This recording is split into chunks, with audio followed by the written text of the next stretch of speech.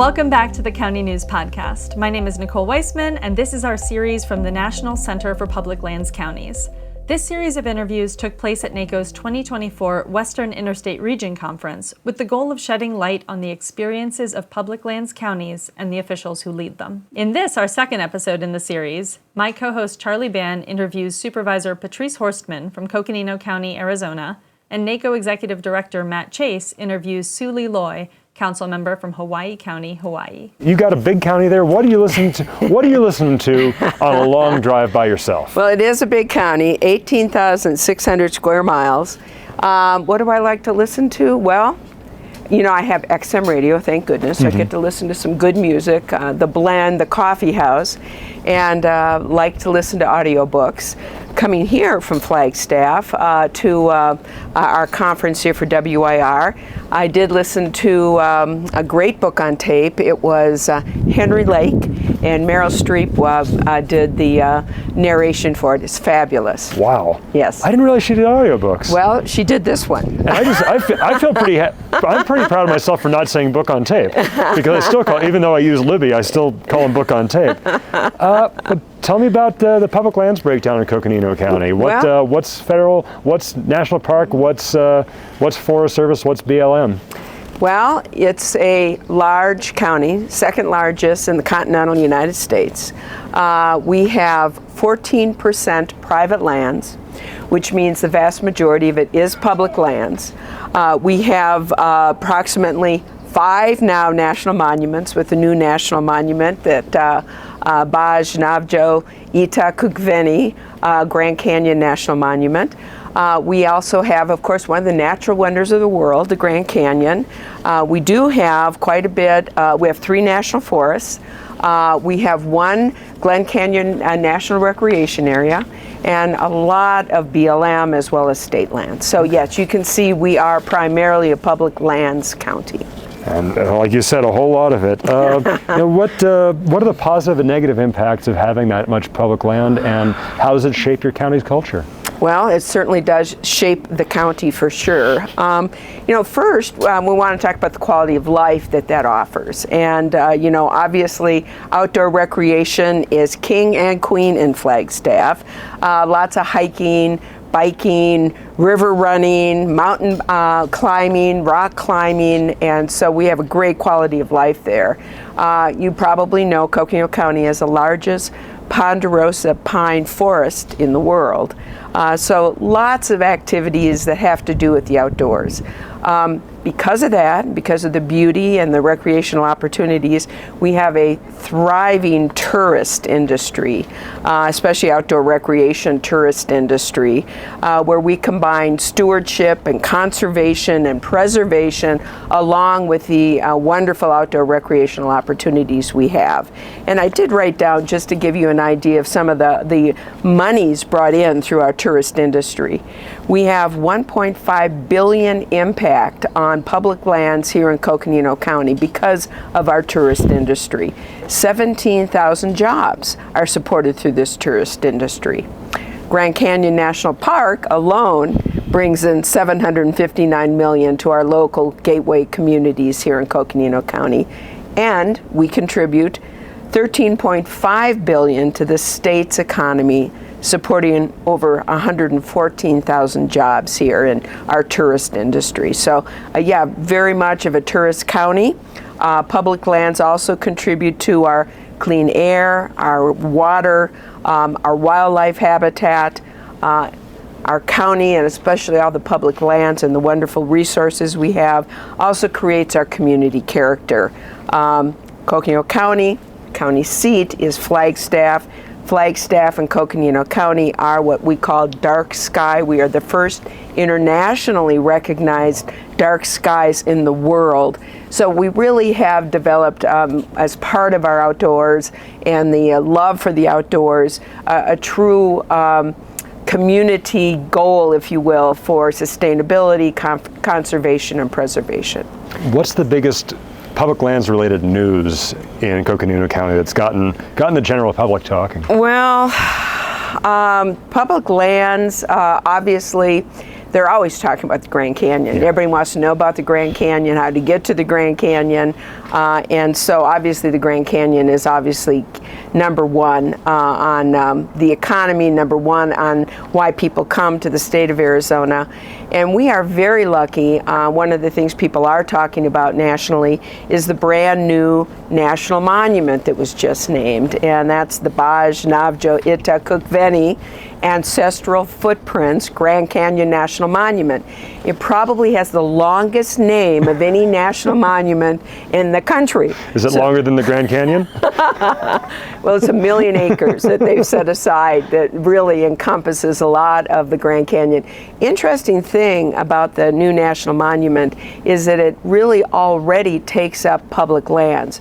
So the area that is encompassing this national monument are already either BLM lands and or Forest Service lands. So that's a big discussion, and the big discussion right now is developing a monument plan for that. What does that entail? Well, that's a very good question, and we keep asking that question. And what it is, they're looking to the underlying jurisdictions, in other words, the BLM and the Forest Service, and our indigenous tribal nations to work together to develop a plan. The monument itself was really created at the urging and at the leadership of the indigenous tribes that have called the Grand Canyon home for generations. And so one of the things that we are working on here in Coconino County is to make sure that we in local government have a say and have a place at the table for the creation of this management plan, and working very closely with the indigenous tribes from the area as well. Tell me about your public lands education, both as a private citizen and now as an elected official. Public lands, they seem to have always been there, especially when you're in Flagstaff or in Coconino County. My prior life, before I ran as a supervisor, I was an attorney in Flagstaff for over 40 years. And in that capacity, I worked with a number of the environmental organizations. I worked with a number of the conservation organizations, and quite frankly, in the private sector, with a lot of the river runners and outdoor enthusiasts and outdoor organizations. So I had a background there and was able to take that love forward as a supervisor. But it really started a long time before that. I was a student, came to NAU as a student, was a hiker, an active bicycle rider, became a river runner, as anybody who lives there long enough does, I think. Certainly I've always enjoyed the outdoors, and it was really what attracted me to go to Flagstaff and go to school there in the first place. Beauty of Flagstaff, the diversity of the people and of the cultures, the landscapes in Coconino County. I mean, we go from the Grand Canyon down to sea level all the way to the highest point in the state of Arizona, which is at the top of the San Francisco Peaks, which is just below 13,000 feet. So huge diversity in our landscapes and in the culture and the people there. So it seems like Coconino County has had it all, from San Francisco Peaks to the Grand Canyon to the Colorado River to our pine trees, and really blessed to have such a wonderful outdoor recreational opportunities there in Coconino County. So I stayed. I didn't see any reason to leave. And as an elected official, tell me about learning about your new responsibilities to manage this relationship. Well, that's very interesting. First of all and foremost, there's so many different jurisdictions. Think of what we've just talked about. We've talked about the National Park Service, the Forest Service, we've got the state of Arizona, we have the city of Flagstaff, and we have numerous indigenous tribes who also, of course, are sovereign. And so as a supervisor, it's working and building partnership and collaborations with all of these different jurisdictions for a common goal. Our common goal obviously is to preserve and protect the beautiful lands we have, and also to create an economic opportunity for our residents, and quite frankly for the county and for the other jurisdictions that call this place home. Now tell me about some of the public land stories that have resonated with your congressional delegation and helped them understand what you're dealing with. Well, first and foremost, I think, and I probably should go into a little bit more depth on some of our working relationships with these jurisdictions. The Forest Service. As a supervisor in the county, we meet regularly with the Forest Service. We have the Coconino, the Kaibab, and the Apache Sitgreaves. So I said 3 national forests. We meet with their supervisors on a regular basis and collaborate and coordinate with them for a number of things, including, for example, when we have drought conditions, when to close the forest, and at what stage we're at in terms of forest closures. So that's a real big part of what's happening. Today, just before I came here, I got a message from superintendent at the Grand Canyon National Park, but they're supervisors for the Forest Service. The supervisor for the Forest Service contacted me to let me know about prescribed burns that were happening in Coconino County. And that kind of coordination and collaboration, as you know, is necessary because we need to get the word out to the public. They see, we've had a number of large catastrophic forest fires. Whenever people see smoke, especially a large amount of smoke, we're going to hear from them. Yeah. And then there's health and safety concerns that we have for the smoke and the prescribed burns, as well as forest fires. So that kind of communication, ongoing collaboration is essential, and we have excellent communication with our Forest Service. And then, moving along, Grand Canyon National Park, I just got through talking about the incredible economic contribution that the Grand Canyon National Park makes to the counties and to the gateway communities there at the Grand Canyon. We work very closely with the superintendent Ed Keeple there to talk about things such as road conditions, talk about things such as emergency response, or for, unfortunately, search and rescue. And we also work together to develop our economies, joint economies. We work with the indigenous tribes with the Grand Canyon to also increase a lot of the economic development through these tribes as well. And a lot of it is taking place through a heritage program that the Grand Canyon National Park has instituted to really bring a lot of the tribal members into the tourist industry and the industry there at Grand Canyon. And open up some opportunities for them. Absolutely. Education for the public and incredible economic opportunities for the various tribes as well. You've had an opportunity to educate some congressional staffers and members, but what reaches them when you talk to them about public lands? Well, first and foremost, I want to say we are very fortunate. We have 2 senators, Senator Sinema and Senator Kelly, and their staff. They are so well versed, quite frankly, in northern Arizona issues and rural Arizona issues, and forest restoration, flood mitigation, forest fires. They have been absolutely essential. So I guess one of the main focuses that we have when we go back to Washington, D.C. is we've been talking a lot about the need for landscape scale forest restorations. As I've said, we've got the largest ponderosa pine forest in the world. We've got 3 national forests. Unfortunately, we have had extreme drought conditions over the last decades, and as a result of that, we have experienced massive catastrophic forest fires. 2002, we had 2 big ones. You probably heard us talk about this. We've talked about it a lot here and with NACo and with WIR, the tunnel and pipeline fire. Between those 2 fires, it devastated various parts of Flagstaff and mostly greater Flagstaff. And the most catastrophic ended up being the post-wildfire flooding that resulted. Because of the forest fires, which started on Forest Service land, it increased the runoff during the monsoon seasons by 25 to 30% for a lot of these neighborhoods. So a lot of these neighborhoods were absolutely devastated.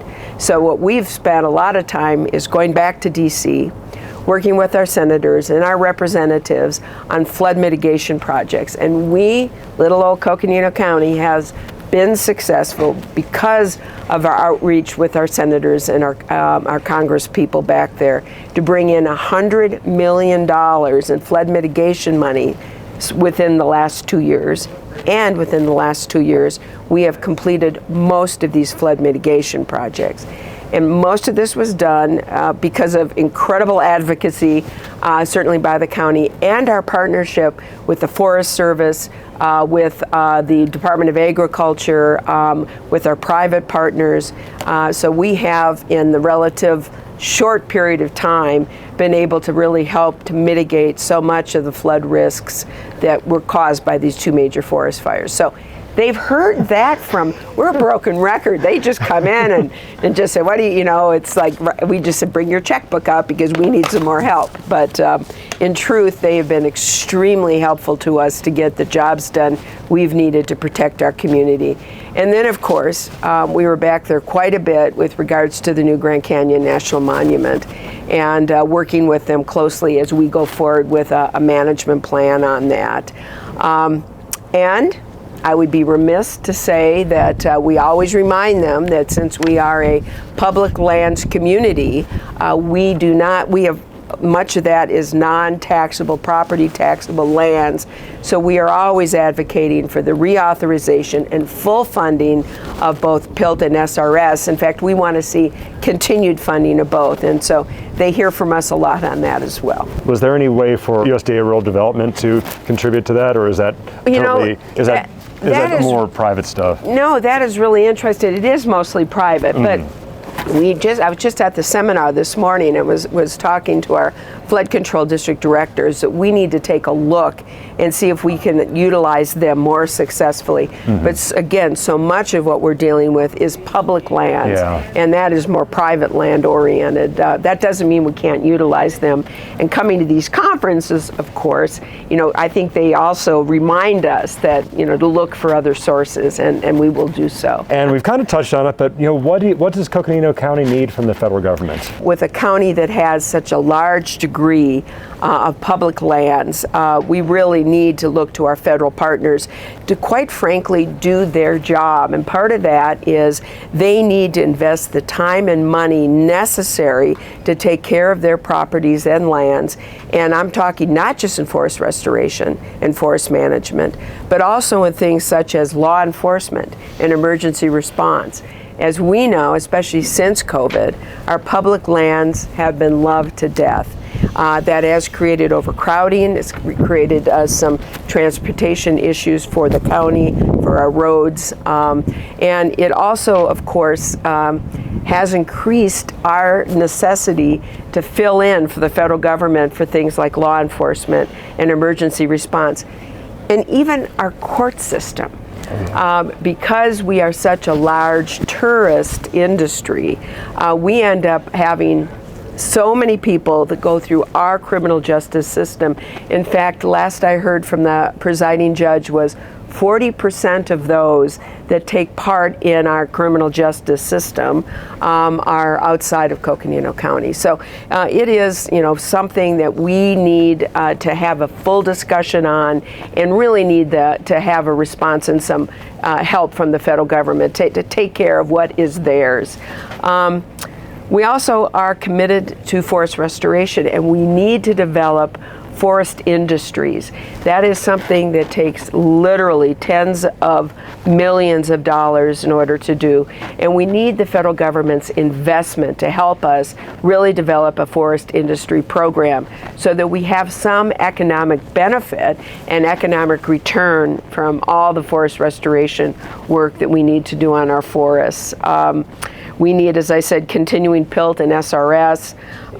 And we also need the passage of that agriculture bill, the farm bill, which includes Good Neighbor Authority. We use Good Neighbor Authority with the Forest Service and with our private partners, the Nature Conservancy and others, to increase the capacity necessary and monies available to get the job done for us for forest restoration work in Coconino County.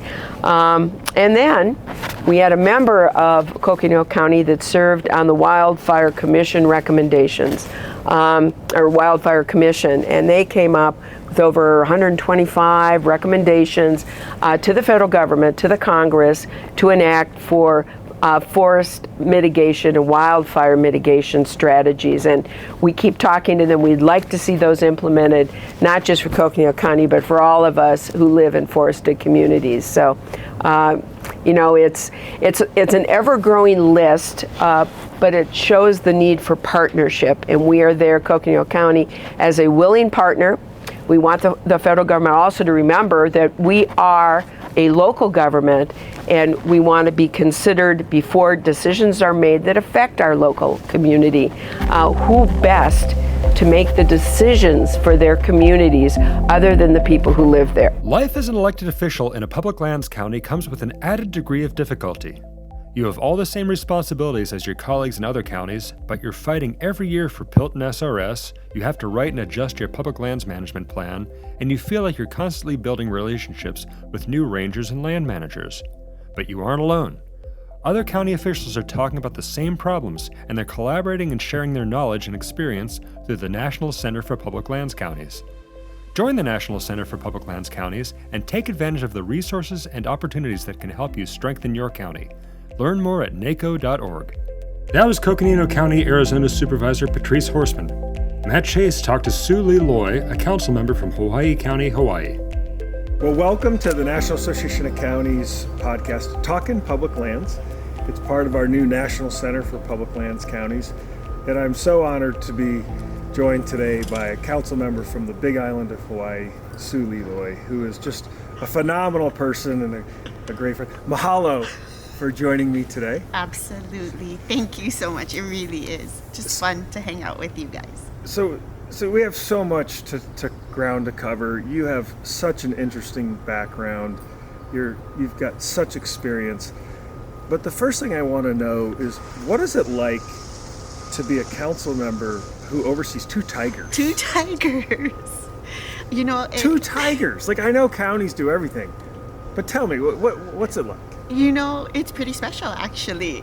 I'm lucky enough, we have 9 council members on the council, but my district actually houses the zoo, and it's a great place for families, and there's 2 tigers. So Hawai'i County runs a zoo? Yes, we do. Is it in Hilo? It is. It's right in East Hawaii. It's actually a great location right in Ponaeva, like right in our forest area.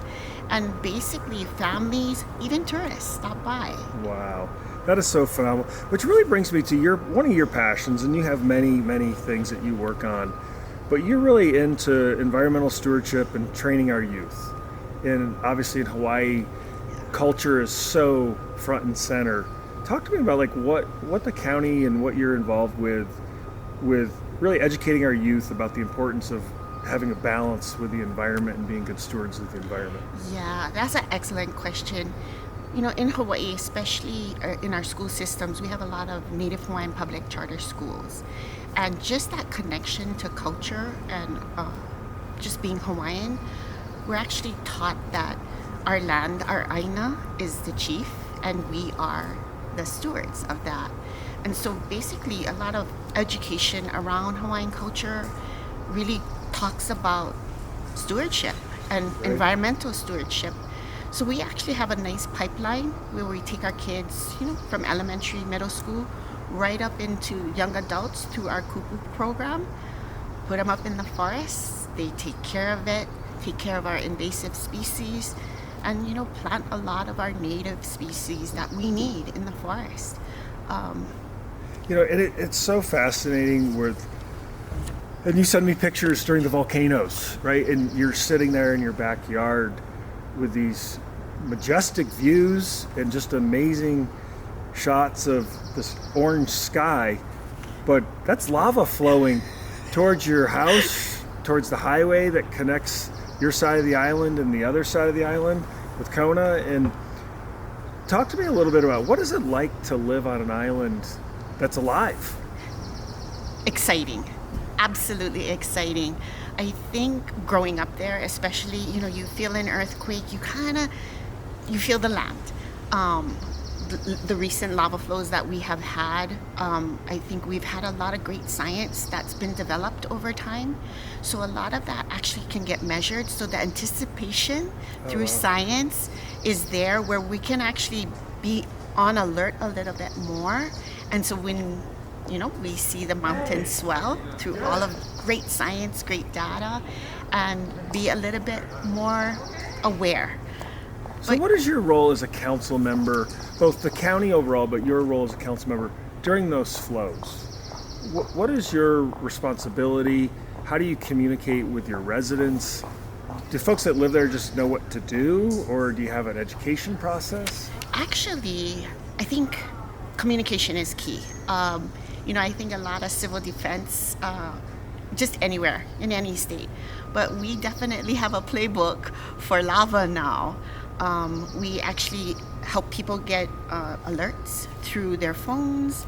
Social media is really big. And honestly, a lot of our community, they just want the information and they want to be able to make their decisions. During one of those flows, if I remember correctly, the air quality is a big issue because there's little slivers, I don't know the scientific term, but little slivers almost in the air. Is that a big issue? Is it air quality? Is it, I know many years ago the lava destroyed some county facilities and homes. What are you worried about most during those? Well, yeah, absolutely. During a lot of the fountaining, and sometimes they're huge fountains, right? They're just way up in the air. Other times they're just pumping out lava. We do have a lot of concern with air quality. Through our educational process, we actually let our kids in our schools know that we want to keep our kids indoors, where it's air conditioned, just keep them out of poor air quality. And I think the trades we're lucky. Sometimes we've got beautiful trades that just keeps the air flowing. Winds, yeah. So I want to touch one more thing on environmental stewardship, where the Big Island has worked with the National Association of Counties and our new partnership with the Department of Defense in a program called REPI, where it's really complicated to have a military presence on your island and balance your culture and history and land stewardship. But it seems like we're making some progress here. And talk a little bit about how the county and the Department of Defense are partnering now on watershed quality studies and really looking at the impact of the bases and other things, and how you're trying to build trust with the federal government. Yeah, absolutely. I think that's the first place we've had to start, is building trust. And with the REPI program and their mission to be good neighbors, we were able to engage them in a water quality study. If I could just walk back a little bit, Hawai'i Island is 4,000 square miles of beautiful land. All the other islands in the state fit right in Hawai'i Island. And so we actually tend to lead the way when we're looking for solutions, whether it's environmental stewardship, waste, whatever it is. And REPI has really taken a hold and helped us look at water quality studies from Mauka up in the mountains to Makai down at the ocean. And so we're engaging them. We're just going through the process. We've invited in a lot of our forestry individuals. We've invited in cultural practitioners so that we can have a really, really deep understanding, and then even take that back into our schools about how we steward the land, because the land is the chief and it's our kuleana, our responsibility to take care of it. You have such a strategic mind. You've got a background in strategic planning. You actually were a council member staff person, so you understand the real nitty-gritty operations of the county. And we're actually sitting here at the 2024 Western Interstate region, right outside of Yosemite National Park. And you recently attended the California State Association of Counties meeting to talk about resilience, the importance of strategic planning and being resilient. And can you talk to us a little bit about not only your island, but also what happened in Maui with the devastating fires? And at the same time, you were dealing, I believe, with fires on your island. We did. What was your message to your peers in California? And what were you talking about with the mindset that we need as public sector leaders? At that time, especially as you mentioned, Maui had just happened. And we talked a lot about how culture and the understanding of how we move through the seasons actually helps with resiliency, and how we have to integrate a lot more of that culture and that Aina-based understanding or land understanding into more of our development plans. I was just incredibly grateful, and really, Matt, you and James Orr, our first vice president, you guys had fires, or California had their fires too, and we just leaned on that friendship and really said, hey, we need help. They sent fire, just the forestry people to help provide respite for so many of our families, a lot of our own first responders that either lost their homes, and it was just led with aloha, right? How we care and take care of one another. Talk about the pressures that the island's facing. I know housing is a big issue. I think everybody's struggling with housing, but our issue is really infrastructure and not even having water in the right places or wastewater in the right places. And so oftentimes we find ourselves kind of just doing a lot of infill projects, getting maybe smaller homes in tighter areas. But in relationship to Maui and some of the lessons that we learned and that fragile ecosystems that we have, one big lesson we learned is every forest on every island is a little different. And so even to replant our forests, we didn't have the right seed bank. Oh, that's interesting. And so the seed banks that we might hold on Hawaii Island really isn't the right seed bank for Maui or Lanai or Kauai. And so what we're trying to do more from a forestry perspective, for an Aina perspective, is really develop seed banks on every island. So when disasters like Maui happened, and it happened for Hawaii Island too, that we can replant with the right forest. And is that a partnership with universities or nonprofits? Or all of it. Yeah. All of it. So we have a number of nonprofits, a lot of philanthropic dollars that really want to see that happen for us. And oftentimes, and that's the other balance with the DOD, is the military comes in to help us, but some of their equipment actually has seeds of invasive species. And so we have to learning how to balance that, because we need the help, but we want to do it in the right way. And how they can clean their vehicles after deployment. Absolutely. I would imagine even on your island, you have so many ecosystems within your island or on your island. Is that part of it too, is making sure you're having a micro target within the island? Absolutely. Humble brag, right? Hawaii Island has 13 of the 15 microclimates. I've seen the snow. I've touched the snow. I mean, we brag. You can go, snowboarding and then surfing, within an hour and a half of each other. And so all of that. And what's really also really great that we've been able to do with a lot of our federal land partners is really measuring all of those microclimates and how they interact with one another. Wow. In our last couple of minutes here, I want to talk a little bit more about you as a person. And you really have deep insights into management and leadership. Can you talk to us a little bit about your leadership principles and how you approach being an elected official? And county government is a team sport. And in the Big Island, you have a mayor-council form of government, so you have to work with the elected mayor, who's kind of running the county day to day, and then you're elected by districts. And so can you talk to me, how do you approach that complex relationship? I think we're all lucky in Hawaii, you come from a big family.